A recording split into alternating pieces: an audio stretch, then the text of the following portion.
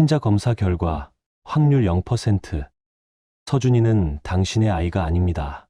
의사는 담담하게 말했지만 그 한 줄이 내 인생 전체를 부쉈다.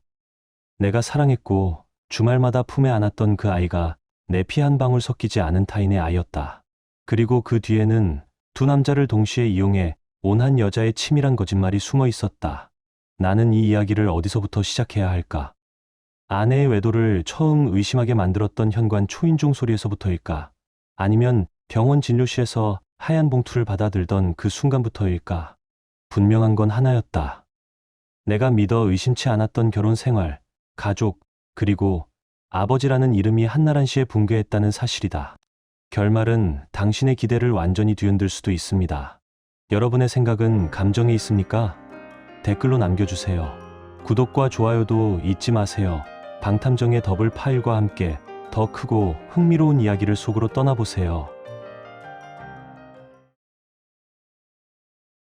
나는 서울에서 건설 현장 관리자로 일하고 있다.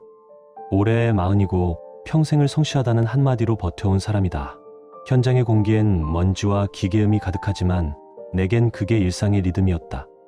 평일엔 현장에 붙잡혀 살고 주말이 되면 아파트 복도 끝 문을 열며 집으로 돌아왔다.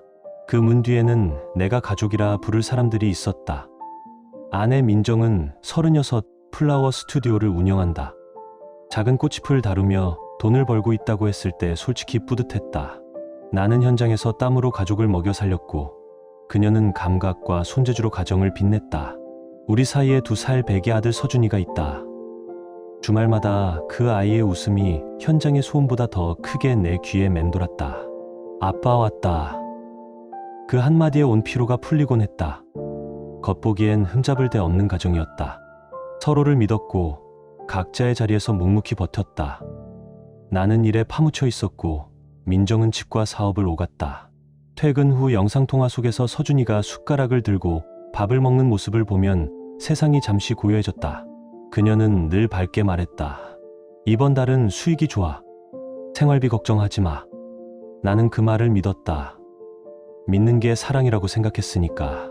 하지만 돌이켜보면 그 시절의 행복엔 보이지 않는 금이 서서히 가고 있었다. 밤마다 같은 패턴으로 끝나는 통화, 늘 같은 표정의 영상, 조금씩 달라지는 집안 분위기. 작은 것들이 모여 의심이라는 그림자를 만들었지만 나는 애써 모른 척했다. 그게 가정을 지키는 일이라고 착각했다. 지금 생각하면 그때 이미 무언가 틀어지고 있었다. 집에 있던 커피 머신에 낯선 이니셜이 새겨져 있었고 냉장고엔 내가 모르는 와인병이 늘어나갔다. 그녀의 핸드폰엔 자주 모르는 번호가 뜨곤 했지만 나는 묻지 않았다. 사랑은 의심이 아니라 신뢰로 유지된다고 스스로를 달랬다. 그러나 그 신뢰는 이미 어디선가 조용히 무너지고 있었다. 나는 이 이야기를 도망치지 않고 끝까지 하려 한다. 누가 옳고 그른지를 가리기 위해서가 아니다. 내가 믿은 사랑이 어떻게 깨졌는지, 그 잔해 속에서 어떻게 다시 숨을 쉬게 됐는지를 기록하려 한다. 거짓은 언제나 흔적을 남기고 그 흔적이 결국 나를 이곳까지 데려왔다. 그날은 평범한 목요일 오후였다. 현장 일정이 하루 앞당겨지면서 예상보다 일찍 퇴근할 수 있었다. 금요일 저녁쯤 집에 들어갈 계획이었는데 문득 떠오른 생각이 있었다. 오늘 먼저 돌아가면 민정이 놀라겠지. 오랜만에 깜짝 선물 같은 귀가도 괜찮을 것 같았다. 나는 연락하지 않았다. 조용히 문을 열어 들어가 웃으며 다녀왔어. 하고 인사했다. 거실에서 들려온 민정의 목소리는 어딘가 굳어 있었다. 여보, 왜 벌써 왔어? 평소의 밝음이 아닌 당황이 묻은 목소리였다. 오늘 현장 일이 일찍 끝났어. 서준이는? 낮잠 자고 있어. 대답은 짧고 건조했다. 그때였다. 현관 초인종이 요란하게 울렸다. 딩동, 딩동, 딩동. 마치 누군가 문이 열릴 때까지 포기하지 않겠다는 듯 끊임없이 눌렀다. 나는 이상한 기분에 문을 열었다. 문 밖에는 낯선 남자가 서 있었다. 땀에 젖은 얼굴, 숨이 거칠었다. 30대 후반쯤 되어 보였고 눈이 내 얼굴에 닿자마자 커다랗게 흔들렸다. 당신 누구야? 왜 여기 있어? 그가 한 말은 이해할 수 없었다. 여긴 제 집입니다. 누구시죠? 무슨 소리야? 여긴 우리 집이야. 민정은 나랑 결혼할 여자고 저 아이는 내 아들이라고. 순간 머릿속이 하얘졌다. 민정의 이름, 결혼, 아들. 단어들이 엉켜 아무 의미도 잡히지 않았다. 나는 숨을 삼키며 남자를 바라봤다. 그의 얼굴은 분노와 당혹이 뒤섞여 있었다. 잠시 뒤 안쪽에서 민정이 뛰어나왔다. 얼굴이 하얗게 질린 채였다. 현석 씨, 지금 뭐 하는 거예요? 그만 가세요. 그녀가 남자를 밀어내자 남자는 믿을 수 없다는 눈빛으로 소리쳤다. 민정아, 이 남자는 누구야? 왜 우리 집에 있어? 민정은 떨리는 목소리로 나를 보며 말했다. 여보, 그냥 미친 사람이야.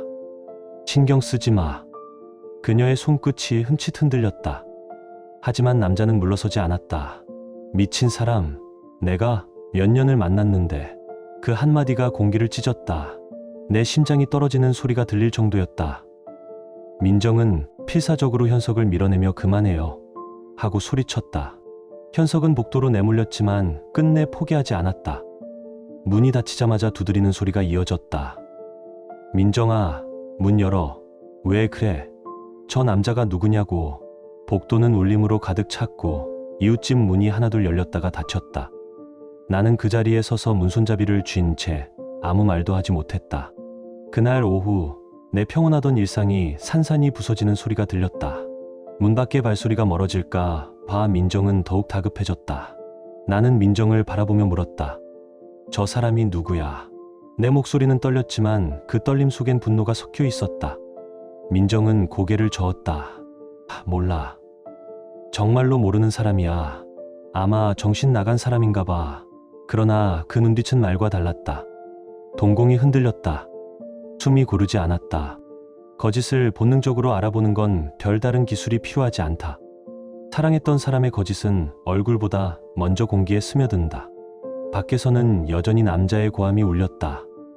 민정아, 제발 문 좀 열어줘. 우리 서준이는? 그 이름이 그의 입에서 흘러나오는 순간 내 온몸에 소름이 돋았다. 우리 서준이, 그가 우리 아이 이름을 어떻게 아는가? 민정은 내 표정을 읽더니 황급히 말했다. 여보, 진짜 이상한 사람이야. 경찰 불러야 할 것 같아. 그녀가 휴대폰을 꺼내 들었지만 나는 그 손을 붙잡았다. 잠깐만. 저 사람이 정말 모르는 사람이야? 진짜로? 민정은 내 시선을 피했다. 응, 몰라. 어디서 본 적도 없어. 대답은 있었다. 확신은 없었다. 의심이란 건 조용히 자라서 마음을 먹는다. 밖에서는 남자의 목소리가 점점 커졌다. 복도를 걷는 발소리, 문을 두드리는 소리, 이름을 부르는 목소리가 섞여 한 덩어리의 소음이 되었다. 민정아, 나야. 현석이야. 왜 이러는 거야? 그 남자가 누구냐고. 나는 더 이상 참을 수 없었다. 문을 열고 복도로 나갔다. 남자는 한쪽 벽에 기대어 휴대폰을 움켜쥐고 있었다. 그가 나를 보더니 소리쳤다. 당신 대체 누구야? 민정이랑 무슨 사이야? 나는 최대한 침착하게 말했다. 나는 민정이 남편입니다. 여긴 우리 집이에요. 남자는 믿을 수 없다는 듯 고개를 저었다. 남편, 말도 안 돼. 민정이는 싱글이라고 했어. 우리 결혼하기로 했다고. 그 말에 숨이 막혔다. 싱글, 결혼. 남자는 계속 말을 이어갔다. 우리 3년 넘게 만났어. 서준이도 내 아들이야. 내가 생활비 다 대고 같이 살기로 했다고. 나는 귀를 의심했다. 새해, 생활비, 같이 산다고? 머릿속이 뒤엉켰다. 믿고 있던 모든 장면이 낯설게 부서졌다. 민정이 다시 뛰어나와 남자를 밀어냈다. 현석 씨, 제발 그만 가요. 안 그러면 경찰 부를 거예요. 그녀의 목소리엔 절박함이 묻어 있었다. 남자는 눈가에 눈물을 맺으며 외쳤다.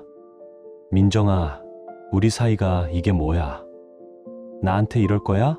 그 말을 남기고 그는 복도를 떠났다. 문이 닫히고 침묵이 찾아왔다. 민정은 방으로 들어갔고 나는 거실에 앉아 있었다. 눈앞에 소파와 테이블, 장난감들, 모든 게 그대로인데 세상이 다른 결로 비틀린 듯했다. 그 남자의 말이 진짜일까? 아니면 정말 미친 사람의 헛소리일까? 하지만 민정의 표정은 그 어느 쪽의 대답도 지우지 못했다. 그날 밤 나는 잠을 이루지 못했다. 민정은 아무 일도 없었다는 듯 평온한 얼굴로 움직였지만 내 안은 이미 무너지고 있었다. 민정은 나랑 결혼할 여자다. 서준이는 내 아들이다. 우리 3년 넘게 만났다. 그 남자의 말이 파도처럼 머릿속을 쳤다. 아무리 부정해도 의심은 이제 내 안에서 뿌리를 내렸다. 다음 날 아침 나는 다시 물었다. 어제 그 남자 말이야. 정말 모르는 사람이야? 민정은 아침상을 차리며 짧게 대답했다. 여보, 그만해. 정말 모르는 사람이야. 아마 착각하는 사람일 거야. 그러나 짝사랑하는 사람이 우리 아이 이름까지 알 수는 없을 것이다. 착각한 사람이 3년을 만날 수도 없다. 그날 나는 결심했다. 현장으로 내려가지 않기로. 민정의 얼굴엔 불안이 스쳤다. 그녀는 모를 것이다. 그 순간부터 내가 모든 것을 보기 시작했다는 것을. 나는 현장에 내려가지 않겠다고 마음을 정했다. 이번 주는 현장 일이 없어. 나는 아무렇지 않은 척 그렇게 둘러댔다. 사실은 민정을 지켜보기 위해서였다. 그녀가 어떻게 움직이는지, 어떤 전화와 어떤 사람이 그녀 곁을 스쳐가는지 내 눈으로 직접 보고 싶었다. 그리고 내가 집에 머무는 동안 그 일이 다시 벌어졌다. 이틀 뒤 저녁 초인종이 또 울렸다.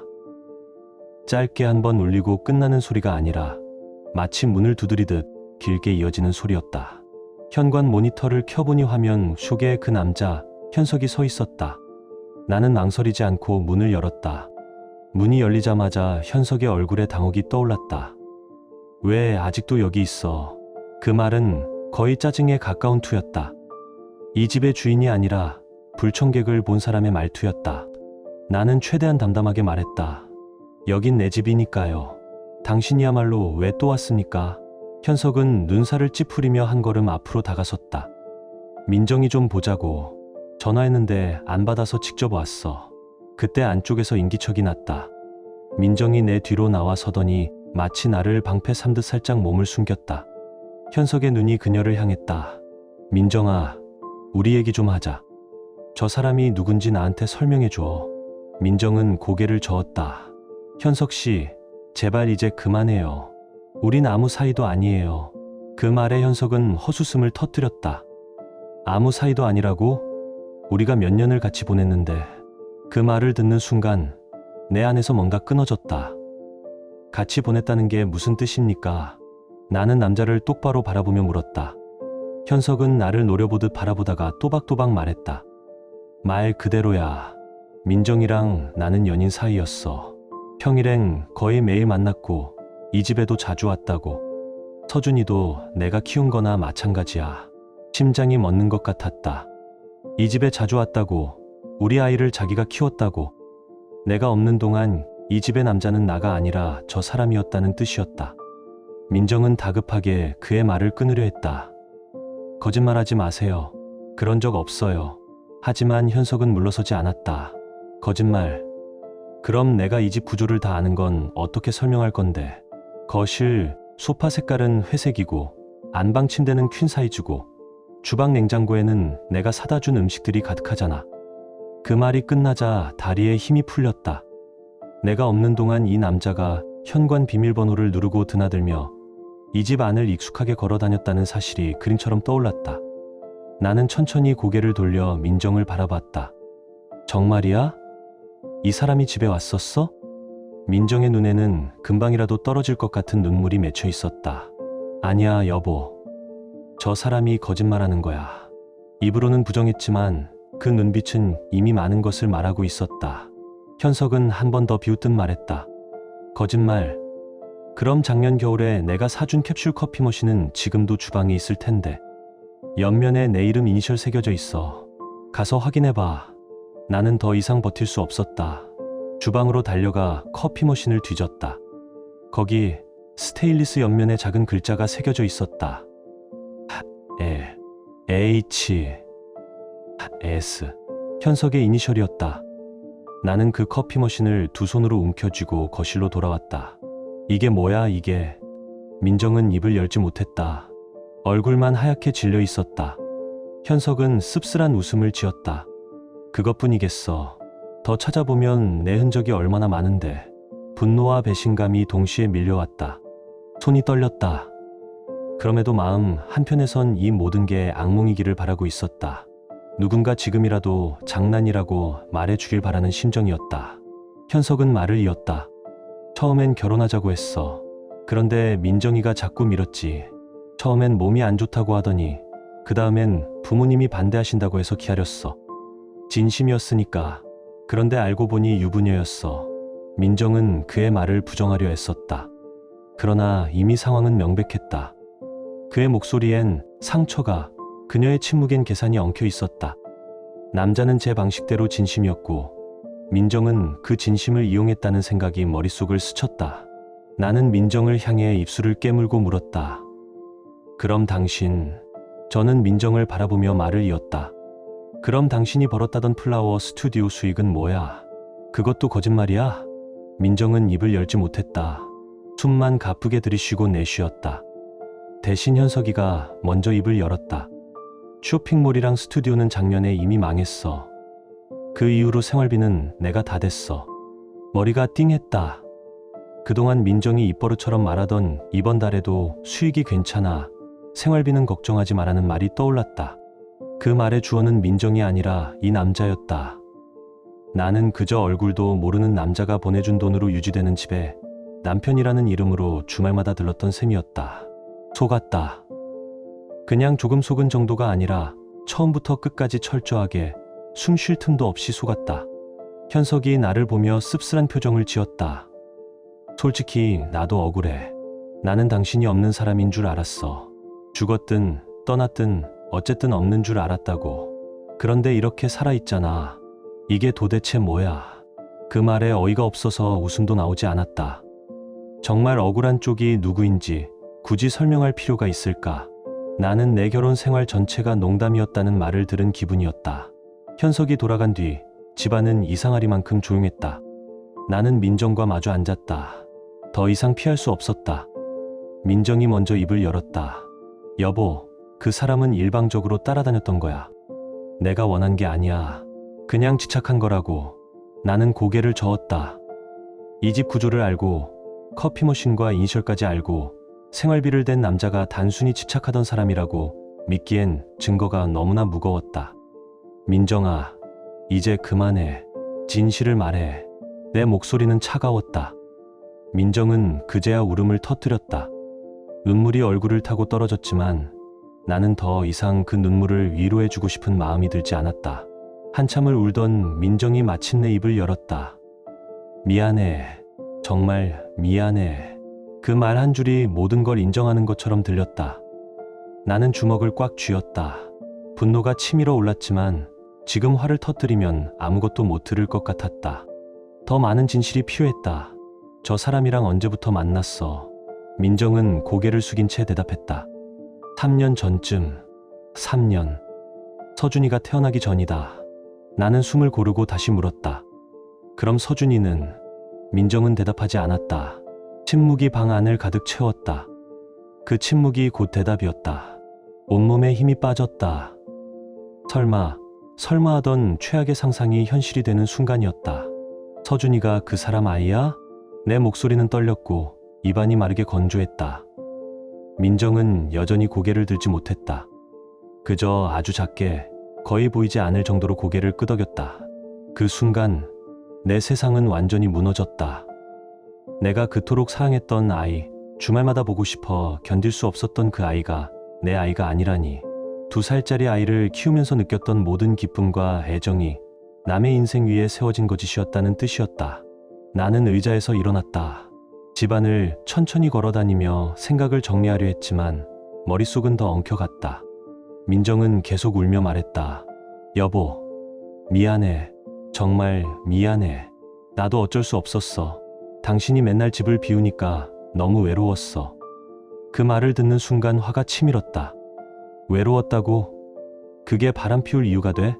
다른 남자 아이를 낳을 이유가 돼? 외로우면 이혼하자고 하지 그랬어. 왜 나를 속이고 다른 남자를 만났어? 내 목소리가 거칠게 터져 나왔다. 민정은 고개를 저었다. 이혼하면 어떡해? 나 혼자 어떻게 살아? 나는 둘 다 필요했어. 당신이 주는 안정감이랑 현석이가 주는 따뜻함이. 그 말을 듣는 순간 나는 민정을 완전히 다른 사람으로 보기 시작했다. 나는 그저 지갑이었다. 현장과 통장을 오가며 돈을 가져다 주는 ATM 기계에 불과했다. 사랑, 가족, 믿음 같은 말은 처음부터 그녀의 사전에 없었던 것 같다. 더는 민정과 말을 섞고 싶지 않았다. 나는 방으로 들어가 문을 닫았다. 침대에 누워 천장을 바라보며 수많은 생각들을 견뎌야 했다. 그동안 내가 그렇게 열심히 일한 건 대체 무엇을 위해서였을까? 가족을 위해서라고 믿었는데 알고 보니 아내의 불륜과 다른 남자의 삶을 위해 돈을 번 꼴이었다. 주말마다 집에 돌아와 행복해하던 순간들이 모두 거짓 위에 쌓인 연극처럼 느껴졌다. 다음 날 나는 결심했다. 민정의 말만으로는 부족했다. 진실을 끝까지 확인해야 한다고. 민정이 없는 틈을 타 나는 컴퓨터를 켰다. 메일함, 사진 폴더, 문서들을 하나씩 뒤졌다. 처음엔 아무것도 나오지 않았다. 깨끗하게 지워진 화면만이 날 비웃는 것 같았다. 하지만 포기하지 않고 계속 찾다 보니 눈에 띄지 않게 숨겨진 폴더 하나가 보였다. 거기까지가 그날 내가 발견한 마지막 장면이었다. 민정이 방에 숨겨두었던 폴더를 열자 사진들이 쏟아져 나왔다. 민정과 현석이 함께 여행지에서 찍은 사진, 식당에서 마주 앉아 웃고 있는 사진, 심지어 이 집 거실에서 찍은 사진까지 있었다. 소파에 기대어 찍은 사진, 서준이 장난감이 뒤로 흐릿하게 잡힌 사진. 내가 익숙하게 알고 있던 배경이 전혀 다른 두 사람의 추억으로 채워져 있었다. 사진을 더 보고 싶지 않았지만 눈을 뗄 수가 없었다. 이 장면들이 전부 거짓이었다고 말해줄 사람은 아무도 없었다. 그래서 나는 끝까지 확인해야 했다. 사진 폴더를 닫고 인터넷 뱅킹 기록을 열었다. 민정 계좌로 들어온 입금 내역을 하나씩 넘겨보았다. 거기엔 현석 이름으로 매달 200만 원에서 300만 원씩 꾸준히 찍혀 있었다. 설명란에는 간단한 이모티콘이나 생활비, 선물 같은 단어들이 적혀 있었다. 작년 한 해만 따져봐도 3천만 원이 훌쩍 넘는 돈이었다. 그 돈이 우리 집 전기요금과 관리비, 장난감과 옷, 외식비로 쓰였을 것이다. 민정은 그걸 내가 번 수익이라고 말하며 자랑스러워했다. 나는 그 말을 믿고 대견하다고 웃어줬다. 실제로는 다른 남자가 보낸 돈으로 우리 가족의 일상을 꾸미고 있었던 것이다. 사업자 등록도 확인했다. 민정이 운영하던 플라워 스튜디오는 이미 작년에 폐업 처리되어 있었다. 그런데도 그녀는 요즘 예약이 많다. 이번 달에도 수익이 잘 나온다고 아무렇지 않게 말했다. 거짓말은 생각보다 오래 조용히 이어져 있었다. 나는 카카오톡도 열어보았다. 민정 계정 안에는 현석과 주고받은 메시지가 수백 통씩 쌓여 있었다. 사랑한다는 말, 보고 싶다는 말, 결혼하자는 말, 서준이를 함께 키우자는 말. 그들은 마치 이미 한 집에 사는 부부처럼 계획을 세우고 있었다. 민정은 현석에게 자신을 싱글이라고 소개했다. 서류상으로만 결혼한 상태고 사실상 혼자라는 식으로 말해왔다. 현석은 그 말을 믿었다. 메시지 안에는 청혼 얘기도 있었다. 작년 크리스마스에 반지를 준비했다는 내용, 프로포즈 장소를 고민했다는 대화가 고스란히 남아있었다. 하지만 민정은 계속 결혼을 미뤘다. 처음에는 몸 상태가 안 좋다고 했고 그 다음에는 부모님이 반대한다고 했다. 서준이를 낳은 뒤에는 몸이 아직 안 돌아와서 결혼식 사진이 예쁘게 안 나올 것 같다. 조금만 더 기다려달라고 했다. 현석은 그 모든 핑계를 이해하려 애쓰며 기다렸다. 순진하다고 해야 할지 어리석다고 해야 할지 모를 일이었다. 메시지들을 한 줄씩 읽어 내려가면서 나는 민정이라는 사람이 얼마나 치밀하게 거짓을 쌓아 올렸는지 깨달았다. 내가 집에 오기 전날이면 그녀는 내 옷과 작업 가방을 눈에 띄지 않는 곳으로 치웠다. 늘 정돈된 집이라고 생각했던 풍경은 사실 두 남자의 흔적이 겹치지 않게 숨겨놓은 결과였다. 내가 집을 떠나 현장으로 내려가면 그 자리를 현석이 채웠다. 평일에는 현석과 사실상 부부처럼 살고 주말에는 나와 함께 가족 행세를 했다. 이런 이중 생활을 3년 넘게 이어온 것이다. 분노가 치솟았지만 동시에 다리가 풀렸다. 그동안 내가 믿어왔던 모든 것이 거짓이었다는 사실이 쉽게 받아들여지지 않았다. 무엇보다도 서준이가 마음에 걸렸다. 정말로 서준이가 내 아들이 아니었을까? 민정의 입으로 들은 고백만으로는 부족했다. 확실한 증거가 필요했다. 나는 결국 병원에 연락했다. 유전자 검사를 하겠다고 말했다. 한편으로는 민정이 거짓말을 했을 거라고, 서준이가 사실은 내 아들일 거라고 마지막 희망을 붙들고 있었다. 다른 한편으로는 그 희망이 산산이 부서질지 모른다는 두려움이 목을 조여왔다. 검사 당일 나는 서준이와 함께 병원에 갔다. 의사는 필요한 설명을 간단히 하고 검사를 진행했다. 결과는 일주일 정도 후에 나옵니다. 그 일주일은 끝이 보이지 않는 터널 같았다. 밤마다 잠이 오지 않았고 낮에는 일도 손에 잡히지 않았다. 민정은 내가 유전자 검사를 받았다는 사실을 모르고 있었다. 나는 아무 말도 하지 않았다. 결과를 보기 전까지는 그 누구에게도 이 이야기를 꺼낼 수 없었다. 드디어 일주일이 지났다. 나는 다시 병원으로 향했다. 의사는 조심스러운 표정으로 봉투 하나를 내밀었다. 결과 확인하시겠습니까? 나는 떨리는 손으로 봉투를 받아 천천히 뜯었다. 서류를 꺼내 눈을 내렸다. 전문 용어들이 빼곡했지만 결론은 아주 짧고 분명했다. 친자, 관계 확률 0%. 서준이는 내 아들이 아니었다. 그 순간 눈앞이 캄캄해졌다. 마지막이라고 믿었던 희망마저 사라졌다. 손에 들고 있던 서류가 금방이라도 구겨질 것처럼 떨려왔다. 여기까지가 이 부분의 끝이다. 검사 결과지를 들고 있는 손이 부들부들 떨렸다. 의사가 물 한 잔을 건네며 조심스럽게 물었다. 괜찮으십니까? 나는 고개를 끄덕였다. 입으로는 괜찮다고 말했지만 사실 전혀 괜찮지 않았다. 내 인생 전체가 한 번에 무너져 내리는 기분이었다. 병원을 나와 차에 올라탔다. 시동도 켜지 않은 채 한참 동안 그대로 앉아 있었다. 아무 생각도 안 나는 것 같다가도 너무 많은 생각이 한꺼번에 밀려와 머리가 텅 빈 듯했다. 서준이 얼굴이 떠올랐다. 주말마다 나를 보고 웃으며 달려오던 그 아이. 내 품에 안기던 감촉, 웃으며 아빠를 부르던 목소리. 이제 그 아이를 어떻게 바라봐야 하는 걸까? 미워해야 할까? 아니면 여전히 사랑해야 할까? 곧바로 답이 떠올랐다. 잘못은 서준이에게 없다. 아이는 그저 태어났을 뿐이고 아무것도 선택하지 않았다.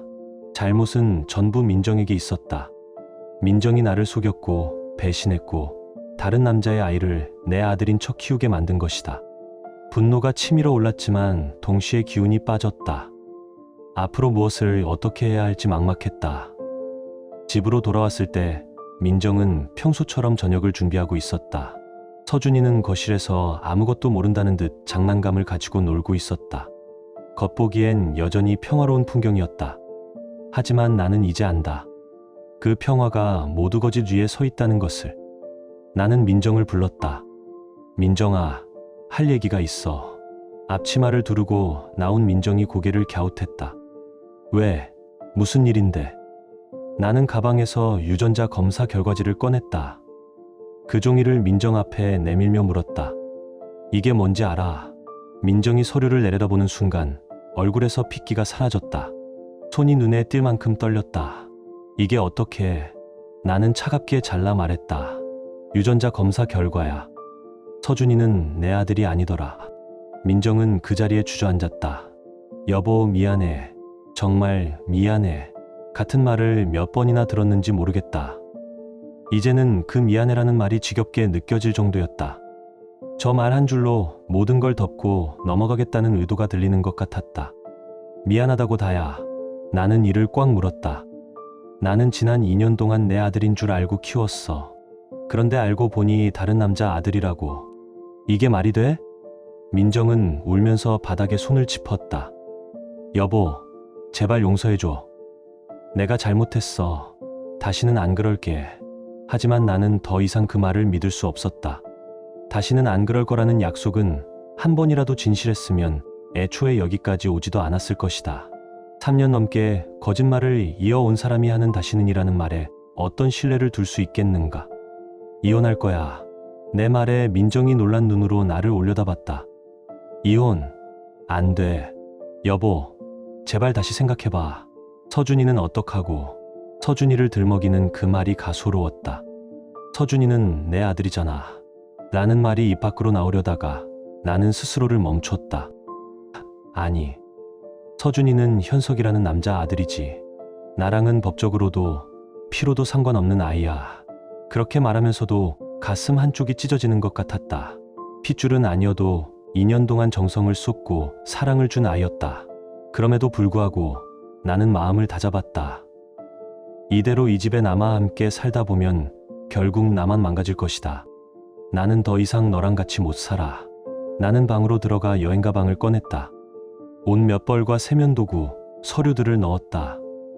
지퍼를 닫는 소리가 결혼 생활의 마지막 장을 덮는 소리처럼 들렸다. 현관으로 나가려 할 때 민정이 내 팔을 붙잡았다. 여보, 가지마. 제발 한 번만. 나는 그 손을 뿌리쳤다. 손 떼. 이제 남이야. 그 말을 남기고 집을 나섰다. 근처 호텔에 방을 잡았다. 침대에 누워 천장을 바라보며 숨을 길게 내쉬었다. 3년 넘게 쌓아 올린 결혼 생활이 이렇게 허무하게 무너질 줄은 상상도 못했다. 하지만 이제 와서 후회해봐야 아무 의미 없었다. 나는 다음 단계를 생각했다. 이혼 소송을 준비해야 했고 재산 분할 문제도 있었다. 그리고 무엇보다 현석이라는 남자와의 문제도 정리해야 했다. 며칠 후 현석에게서 연락이 왔다. 전화기 화면에 낯익은 이름이 떴다. 잠시 고민하다가 전화를 받았다. 한번 만나서 얘기하고 싶습니다. 어차피 언젠가는 마주해야 할 일이었다. 나는 만나자고 했다. 우리는 조용한 카페 구석 자리에 마주 앉았다. 창밖에는 퇴근 시간의 서울이 무덤덤하게 흘러가고 있었다. 현석은 깊게 한숨을 내쉬었다. 이런 식으로 만나게 될 줄은 몰랐네요. 나는 눈앞에 놓인 커피를 한 모금 마시고 물었다. 무슨 용건입니까? 현석은 답답한 표정으로 손을 깍지 낀 채 말했다. 사실을 알고 싶어서요. 도대체 무슨 일이 있었던 건지. 우리 둘 다 이용당한 건지. 나는 씁쓸하게 웃었다. 저도 알고 싶네요. 제 아내가 왜 당신을 만나기 시작했는지, 왜 나를 속였는지. 현석은 고개를 저었다. 저도 속았어요. 민정 씨가 솔로라고 했거든요. 혼인신고만 돼 있을 뿐 사실상 혼자라고. 우리는 서로의 이야기를 풀어놓기 시작했다. 현석이 낮게 말을 이었다. 저는 진심이었어요. 민정 씨와 결혼하고 싶었고 중간에 서준이가 생겼을 때는 정말 기뻤습니다. 드디어 우리가 진짜 가족이 되는 줄 알았거든요. 그런데 민정 씨가 자꾸 결혼을 미루더라고요. 그는 기억을 더듬듯 천천히 말했다. 처음엔 건강 문제라고 했어요. 몸이 안 좋아서 결혼 준비를 할 수 없다고 해서 기다렸죠. 그 다음엔 부모님이 반대하신다고. 거기까지 듣고 나는 고개를 떨구었다. 변명은 나에게도 그에게도 똑같이 반복되고 있었다. 단지 대상만 달랐을 뿐이다. 여기까지가 이번 파트의 내용이다. 민정의 거짓말이 얼마나 치밀했는지 이제는 그 수법이 손에 잡힐 정도였다. 아직 시기상조라고 조금만 더 준비가 필요하다고 하더군요. 현석의 말이 이어졌다. 나는 고개를 천천히 끄덕였다. 그녀의 익숙한 핑계였다. 몸이 아프다. 부모님이 반대하신다. 준비가 안 됐다. 언제나 같은 방식으로 시간을 벌었다. 결국 그녀는 나와 현석 두 사람을 동시에 속여가며 완벽한 이중생활을 만들어낸 것이다. 현석이 한숨을 내쉬었다. 그러다가 우연히 이 집에 왔을 때 당신을 봤어요. 그때 처음 알았죠. 민정 씨가 유부녀라는 걸. 그의 목소리엔 분노보다 충격이 더 짙게 배어 있었다. 나는 물었다. 그럼 생활비는요? 정말 당신이 다 됐습니까? 현석은 고개를 숙였다. 네. 매달 200에서 300만 원씩 보냈어요. 민정 씨가 사업이 어렵다고 당분간 도움이 필요하다고 해서요. 사랑하는 사람이니까 당연히 도왔죠. 나는 숨을 들이켰다. 민정은 나에겐 사업이 잘 된다고, 그에게는 사업이 어렵다고 말했다. 거짓말을 정반대로 동시에 유지한 셈이다. 현석의 말은 계속됐다. 심지어 서준이 생일 선물도 제가 샀어요. 작년 생일 때 자전거 기억하시죠? 민정 씨가 서준이가 자전거를 타고 싶어 한다고 해서. 그 말을 듣는 순간 작년 생일이 떠올랐다. 민정은 그때 자전거를 인터넷으로 주문했다고 했었다. 이제야 알겠다. 그 선물은 현석이 산 것이었다. 우리는 한참을 말없이 앉아 있었다. 그리고 동시에 깨달았다. 우린 둘 다 민정에게 이용당했다는 걸. 현석은 돈을 갖다 바친 희생자였고 나는 사회적 명분을 제공한 가짜 남편이었다. 민정은 두 남자를 손바닥 위에 올려놓고 완벽하게 조율하며 이중생활을 즐겼던 것이다. 잠시 후 현석이 낮게 물었다. 그럼 서준이는요? 정말 제 아들입니까? 나는 천천히 고개를 끄덕였다.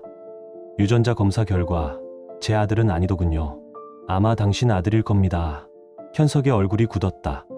기쁨과 분노, 혼란이 뒤섞인 표정이었다. 제 아들이라니. 그런데 이런 식으로 알게 될 줄은.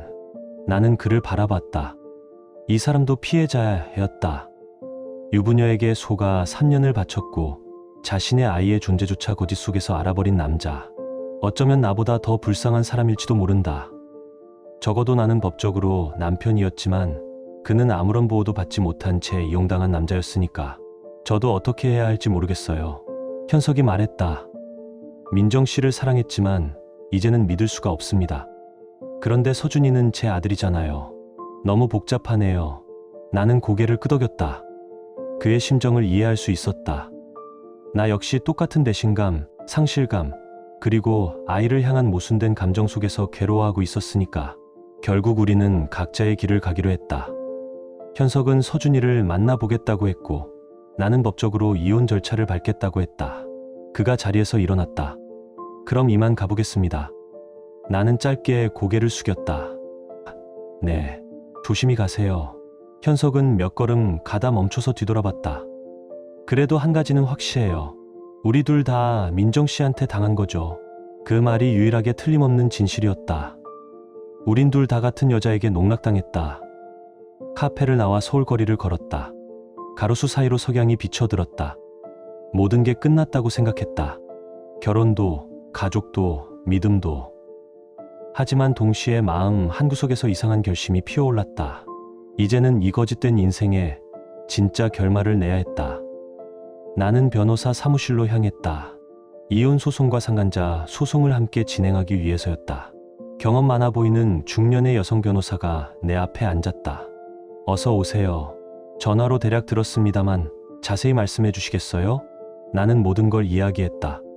아내의 불륜, 현석과의 관계, 서준이의 친자 부정까지. 변호사는 진지하게 듣더니 서류를 정리하며 말했다.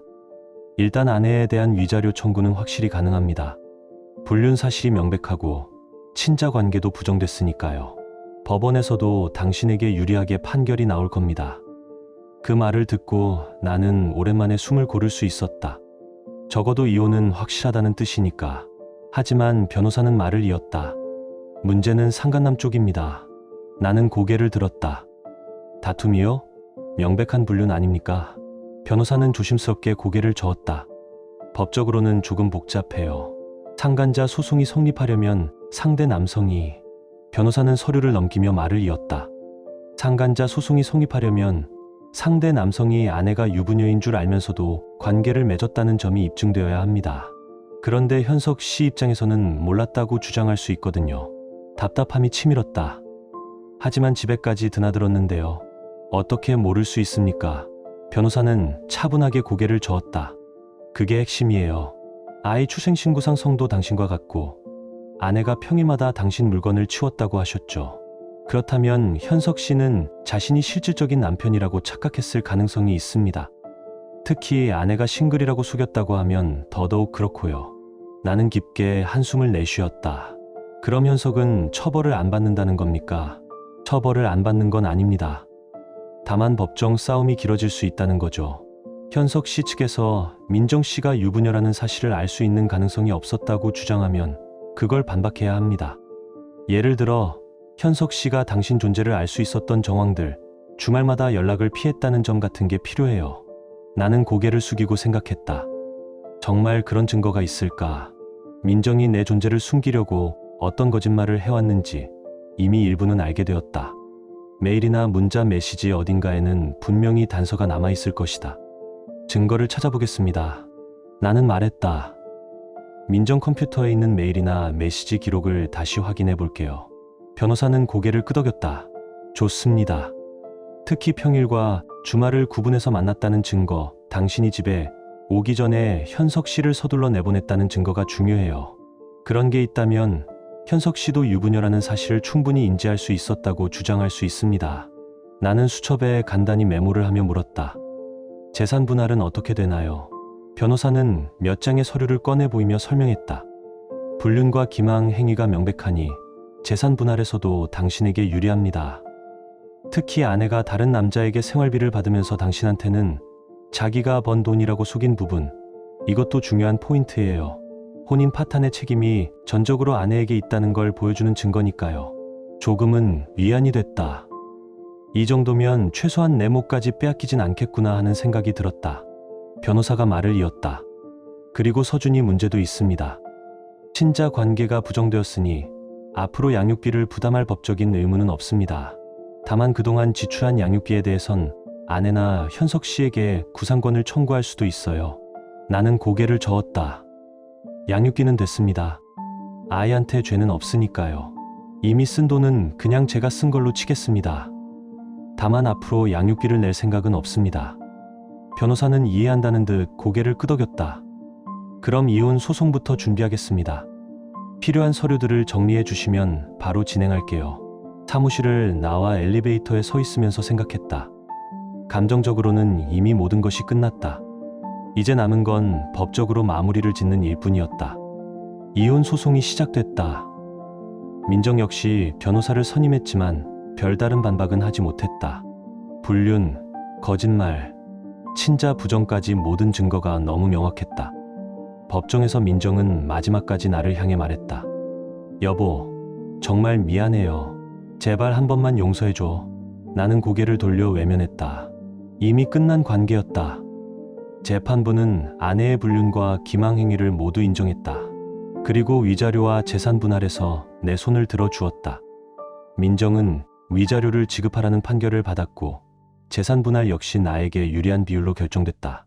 서준이에 대한 나의 친권과 양육 의무도 함께 소멸했다. 법적으로 나는 더 이상 그 아이의 아버지가 아니었다. 하지만 상간남 소송은 예상대로 쉽지 않았다. 현석은 변호사를 선임하고 적극적으로 대응했다. 제 의뢰인은 민정 씨가 유부녀인 줄 몰랐습니다. 민정 씨가 싱글이라고 했고 제 의뢰인은 그 말을 믿었습니다. 오히려 피해자에 가깝습니다. 법정에서 현석 측 변호사가 그렇게 주장했다. 공방은 길어졌다. 재판부는 양쪽을 번갈아 보며 질문을 던졌다. 현석 씨, 주말에 민정 씨와 연락이 잘 닿지 않았던 이유는 무엇입니까? 현석이 대답했다. 민정 씨가 주말엔 부모님 댁에 간다고 했습니다. 부모님이 연애를 반대하셔서 조심해야 한다고 해서 저는 주말엔 연락을 자제했습니다. 그 말을 듣고 있자니 다시 한번 허탈함이 밀려왔다. 나도 이 남자도 똑같이 같은 거짓말을 나눠 가진 셈이었다. 네, 쪽 변호사가 곧바로 반박했다. 하지만 피고는 원고의 물건들을 분명히 봤을 겁니다. 집 안 곳곳에 남편의 흔적이 있었고 이제 법정에서도 거짓과 진실이 마지막 줄다리기를 시작하고 있었다. 나는 변호사의 말이 아직 귀에 남은 채 법정 안의 긴 공기를 가만히 느꼈다. 집 안에는 남편의 물건이 있었을 텐데 그걸 보고도 의심하지 않았습니까? 내 변호사가 현석을 향해 물었다. 현석은 고개를 저었다. 민정 씨가 사촌 오빠 물건이라고 했습니다. 해외에서 일하다가 1년에 몇 번만 들어오는데 그냥 놔두고 있다고요. 저는 그 말을 믿었습니다. 그 말을 들으며 나는 고개를 떨궜다. 민정의 손끝이 얼마나 교묘했는지 그제야 실감이 났다. 모든 상황에 대비해 이미 완벽한 거짓의 시나리오를 짜두었던 것이다. 사촌 오빠의 물건. 부모님이 반대하셔서 주말엔 연락 안 된다. 그녀는 모든 빈틈을 막아두었다. 현석이 완전히 속았다고 해도 이상하지 않았다. 하지만 그렇다고 그에게 아무 책임이 없는 건 아니었다. 진실을 보지 않으려 눈을 감은 건 결국 그 자신이었으니까. 재판은 몇 달간 이어졌다. 증인 신문이 열렸고 추가 증거들이 제출됐다. 그리고 마침내 민정이 증인석에 섰다. 재판부가 물었다. 피고 민정 씨, 현석 씨에게 남편이 있다는 사실을 숨긴 게 맞습니까? 민정은 고개를 숙인 채 대답했다. 네, 그랬습니다. 왜 숨겼습니까? 민정은 잠시 침묵하더니 떨리는 목소리로 말했다. 두 사람 모두를 잃고 싶지 않았습니다. 순간 법정 안이 정적에 잠겼다. 그녀는 계속 말했다. 남편은 안정적인 생활을 보장해줬고 현석 씨는 감정적인 위로를 줬어요. 저는 둘 다 필요했어요. 그래서 거짓말을 했습니다. 재판부의 시선이 차가웠다. 그럼 현석 씨가 남편의 존재를 몰랐다고 생각합니까? 민정은 잠시 망설이다가 말했다. 글쎄요, 완전히 모르진 않았을 겁니다. 하지만 확신하지는 못했을 거예요. 그 한마디가 결정적이었다. 민정 스스로 현석이 완전히 몰랐던 건 아니다라고 인정한 셈이었다. 우리 쪽 변호사는 그 지점을 단호히 짚었다. 민정 씨의 증언에 따르면 현석 씨는 최소한 원고의 존재를 의심할 수 있는 정황을 충분히 알고 있었습니다. 그럼에도 불구하고 확인하지 않았죠. 이는 미필적 고의에 해당합니다. 현석 측 변호사가 즉시 반박했다. 미필적 고의라고 보기엔 무리입니다. 제 의뢰인은 민정 씨의 말을 신뢰했고 남편이 있다는 명백한 증거를 본 적이 없습니다. 오히려 민정 씨가 교묘하게 모든 상황을 조작했죠. 제 의뢰인 또한 피해자입니다. 공방은 계속 이어졌고 판결은 좀처럼 내려지지 않았다. 그 와중에 현석이 나를 따로 찾아왔다. 법정 밖 회색 벤치 위에서였다. 이도훈 씨, 잠깐 얘기 좀 할 수 있을까요? 나는 잠시 그를 바라보다 고개를 끄덕였다. 둘은 나란히 앉았다. 법정 안에서는 적이었지만 이 순간만큼은 이상하게 동지 같았다. 현석이 먼저 입을 열었다. 솔직히 말하자면 저도 어느 정도는 눈치챘어요. 나는 그를 바라봤다. 현석은 씁쓸하게 웃으며 말을 이었다. 주말마다 연락이 안 되는 것도 이상했고 집에 남자 물건이 있는 것도 의심스러웠어요. 민정 씨의 설명이 항상 애매했죠. 그래도 확인하고 싶지 않았어요. 진실을 알면 관계가 끝날 것 같았거든요. 나는 조용히 숨을 내쉬었다. 결국 그도 알고 있었다. 다만 알고도 눈을 감았던 것이다. 저는 민정 씨를 정말 사랑했어요. 현석의 목소리가 낮게 떨렸다. 그래서 의심을 묻어뒀던 겁니다. 바보 같죠. 하지만 이제 와서 후회해봐야 소용없잖아요. 나는 고개를 끄덕였다. 사랑이란 이름 아래 얼마나 많은 이들이 스스로 눈을 가리는가.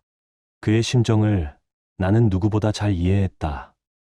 하지만 그렇다고 해서 모든 책임이 사라지는 건 아니었다. 진실을 모른 척한 대가를 그는 이제야 감당하고 있을 뿐이었다. 그래도 서준이는 제 아들이에요. 현석이 말했다. 유전자 검사 결과를 받았습니다. 확실히 제 아들이더군요. 그 아이만큼은 제대로 키우고 싶어요. 나는 짧게 고개를 끄덕였다. 그러세요. 서준이한테는 죄가 없으니까요. 현석이 고개를 숙였다. 이돈 씨, 정말 미안합니다. 제가 좀 더 확실히 확인했어야 했는데. 나는 손을 내저었다. 이제 와서 미안하다고 해봤자 달라지는 건 없습니다. 그냥 각자 갈 길 갑시다. 현석은 일어서며 잠시 나를 바라봤다. 법정에서 제가 싸우는 건 솔직히 말하면 제 자존심 때문입니다. 저도 피해자라는 걸 인정받고 싶어서요. 하지만 동시에 과거로 남겨두고 앞으로 나아가야 한다. 지금 이 순간이야말로 내가 진짜로 끝을 마주한 시간이었다. 나는 현장으로 복귀했다. 철골, 냄새가 배인 공기, 작업복의 무게, 아침 회의에서 들리는 기계음. 그 모든 게 다시 내 일상이 되었다. 사람들은 나를 반갑게 맞았다. 도윤 씨, 고생 많으셨죠? 이제 좀 괜찮으세요? 나는 웃으며 대답했다. 네, 이제 다 정리됐어요. 일에 몰두하니 마음이 조금씩 가라앉았다. 하지만 완전히 잊을 수는 없었다. 가끔 서준이 얼굴이 떠올랐고 민정이 웃던 모습이 스쳤다. 그럴 때마다 나는 고개를 저었다. 이제 그들은 내 인생의 한 페이지일 뿐이었다. 퇴근길, 석양이 붉게 젖은 하늘 아래서 나는 처음으로 스스로에게 말했다. 이제 그만 괴로워하자. 다 지나간 일이다. 그리고 조용히 숨을 내쉬었다. 지난 몇 달간 내 삶을 짓눌렀던 어둠이 조금은 가벼워지는 느낌이었다. 며칠 후 나는 혼자 서울 외곽으로 나갔다. 바람이 부는 강둑에 앉아 손에 들린 커피를 한 모금 마셨다. 파도처럼 일렁이는 수면 위로 햇빛이 부서졌다. 그때 문득 이런 생각이 들었다. 인생은 참 잔인하지만 동시에 참 단단하다. 무너져도 다시 일어나야만 하는 게 인간의 숙명 같았다. 나는 더 이상 복수를 꿈꾸지 않았다. 진실은 이미 드러났고 정의는 제자리를 찾았다. 이제 남은 건 나 자신을 되찾는 일뿐이었다. 하늘을 올려다보았다. 지난 몇 달간은 끝없는 폭풍 같았지만 지금은 그저 맑고 투명했다. 내가 살아있다는 감각이 다시금 선명해졌다. 집으로 돌아와 현관문을 닫는 순간 묘한 평온이 밀려왔다. 누구의 발소리도 웃음소리도 없는 조용한 집. 하지만 이상하게 이번엔 그 고요가 외롭지 않았다. 나는 전등을 켜고 깊게 숨을 들이켰다. 이제 진짜 새로 시작하자. 내 입에서 그 말이 자연스럽게 흘러나왔다. 모든 게 끝난 줄 알았던 날, 나는 비로소 새로 태어나고 있었다. 이도윤의 이야기는 그렇게 끝났다. 아니, 어쩌면 끝이라기보다는 새로운 시작이라는 표현이 더 맞을지도 모른다. 민정의 마지막 문자 미안해요. 정말 미안해요. 용서해줘요. 그 한 줄의 말에 더 이상 아무 감정도 일어나지 않았다. 그는 짧게 답장을 보냈다. 이제 연락하지 마세요. 우린 끝났어요. 용서 같은 건 중요하지 않았다. 그는 그저 자기 인생을 다시 걷기 시작했을 뿐이다. 위자료가 들어왔다. 민정에게서 5천만 원, 현석에게서 2천만 원.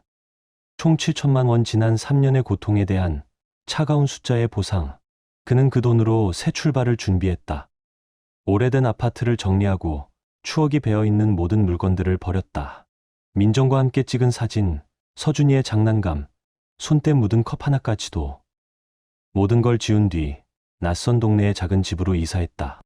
깨끗한 벽지 냄새가 났고 밤에는 이웃의 텔레비전 소리만 희미하게 들렸다. 이제야 진짜 혼자가 된 것이다. 그는 베란다에 서서 도시의 불빛을 바라봤다. 사람들은 여전히 바쁘게 살아가고 있었고 세상은 멈추지 않았다. 그의 비극 따위는 아무 의미가 없다는 듯 시간은 무심히 흘렀다. 그는 부모님께 전화를 걸었다. 아버지, 어머니 저 이혼했습니다. 어머니는 조용히 울었고 아버지는 낮은 목소리로 말했다. 고생했다. 이제 너 인생 살아라. 그 한마디가 오래된 짐을 내려놓게 했다. 그는 다짐했다. 다시는 누군가를 맹목적으로 믿지 않겠다고. 사람을 사랑하더라도 스스로를 잃지 않겠다고. 그리고 무엇보다 이제부터는 자신을 먼저 사랑하겠다고. 몇 달 뒤 회사에서 해외 프로젝트 제안을 받았다. 6개월간 동남아로 파견 근무를 가야 했다. 예전 같았으면 민정의 얼굴부터 떠올랐겠지만 이제는 망설임이 없었다. 좋습니다. 가겠습니다.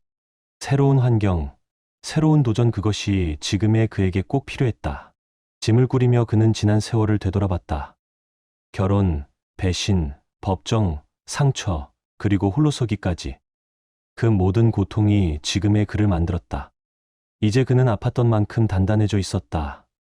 비행기 창밖으로 펼쳐진 새벽 하늘을 보며 그는 조용히 미소 지었다. 이제 진짜 내 인생을 살자. 그리고 화면 너머로 이 이야기를 듣고 있는 당신에게 묻는다. 만약 여러분이라면 어떻게 하시겠습니까? 배우자의 불륜을 알았을 때, 그리고 그 아이가 당신의 아이가 아니라는 걸 알았을 때, 여러분은 용서하시겠습니까? 아니면 끝까지 싸우시겠습니까? 정답은 없다. 누구나 각자의 가치관과 방식으로 살아간다. 다만 한 가지 분명한 건 그 어떤 절망 속에서도 삶은 계속된다는 것. 그리고 언젠가 그 상처 위에도 새로운 봄은 반드시 찾아온다는 것이다. 지금 당신의 마음은 어떤가요? 이야기를 읽으며 떠오른 감정이나 생각이 있다면 댓글로 나눠주세요. 당신의 진심 어린 한마디가 누군가에겐 큰 위로가 될 수 있습니다. 이 짧은 이야기 속에 작은 온기나 잊고 지낸 감정 하나라도 담겨 있었다면 그것만으로 이 이야기는 충분히 의미 있는 시간이었을 거예요. 좋아요와 구독, 그리고 공유는 이런 따뜻한 이야기가 더 많은 사람의 하루에 조용히 스며들 수 있는 힘이 됩니다. 함께 해주셔서 고맙습니다. 당신의 하루에도 조용한 평안과 따뜻한 사람이 함께하길 진심으로 바랍니다.